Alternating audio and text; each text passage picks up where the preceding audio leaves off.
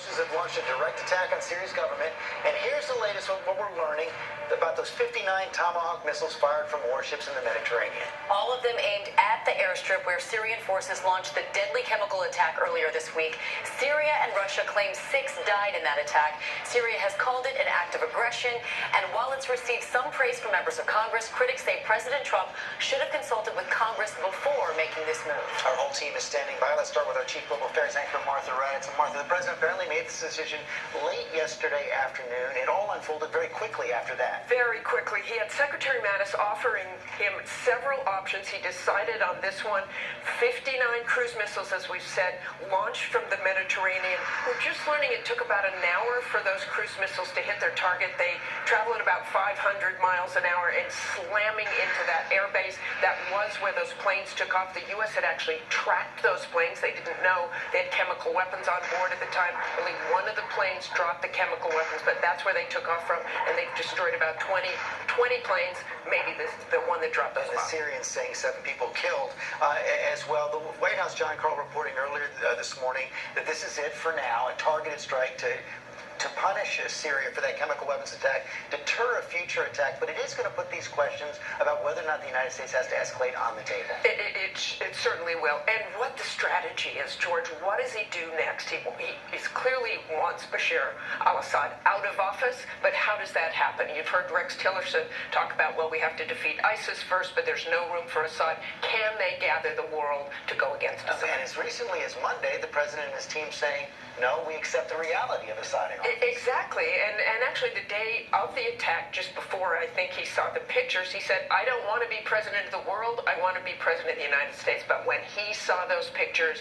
when he saw those horrible images, this all changed. Martha Raddatz, thanks very much. All right, let's turn now to ABC's Alex Marquardt, who is in the Middle East this morning with reaction. He joins us now from Beirut with the new statement from Syria's President Bashar al-Assad. Good morning, Alex. Good morning, Amy. That's right. President Assad lashing out at the U.S. in his first comments since this strike overnight, calling this an illegal action and saying that the U.S. is, quote, the initiators of the ongoing dirty war against our people. The question now, how does he react? Does he retaliate? In all likelihood, he won't, because he doesn't gain much by escalating this. This was a warning shot by the U.S. that he will likely take on the chin. But the U.S. is now in a tough spot, essentially helping the enemies of Assad, including ISIS, and the Syrian military today, accusing the U.S. of being partners now with ISIS. Assad's biggest friend in the region, Iran, also out with an angry statement of their own, calling this dangerous, destructive, and a violation of international laws. But they aren't expected to want to retaliate or escalate this either. All across the region, the enemies of Assad heaping praise on this strike, no one more so than Israel, which has carried out its own airstrikes against Syrian targets over the past few years. Prime Minister Benjamin Netanyahu saying Israel fully supports President Trump's decision, calling it a message of resolve. That message landing here in the region exactly how President Trump would want it to. Amy?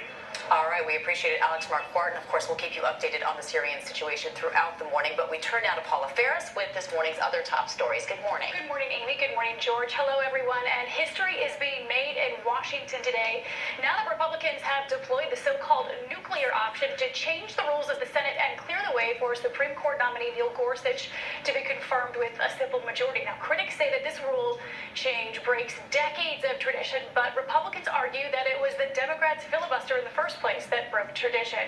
And Twitter is going to court trying to stop the federal government from forcing the company to reveal exactly who's behind an account that has been critical of President Trump's immigration policy.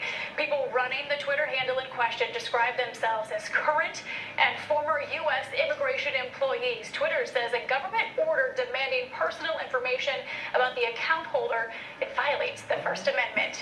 And Hillary Clinton is opening up about her election loss, offering advice to ambitious women. Speaking at a women's summit in New York, Clinton suggested that the more ambitious a woman is, the less likable she becomes, and she blamed Russian interference in the election for contributing to her defeat. And in other news this morning, the FDA has approved for the very first time the direct sale of an at-home DNA test that can reveal your risk for certain diseases. The genetic test, sold by a company called 23andMe, they use saliva samples to test the likelihood of developing 10 diseases, including Parkinson's and Alzheimer's. And in baseball, Tim Tebow is downplaying expectations after hitting this home run during his very first at-bat in the minor everybody, but of course it didn't stop the crowd from going crazy. And while we are talking baseball, a sticky situation in the Cubs-Cards game. The ball bounces. Where did it go? Well, it gets stuck in the catcher's chest. By the time Yadi Molina finds it, yeah, you don't see that every day in baseball, but by the time he found it, the Cubs runner was on first base.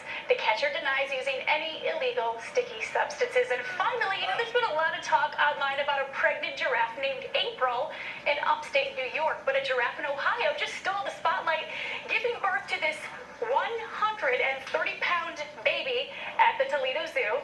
Ouch. She's already 5 feet 7 inches tall. She could grow taller than 14 feet. So next time we think we have it tough, this 40-week gestational period, they have 67 weeks, and their babies are 5 feet 7 inches tall. And 130 And 100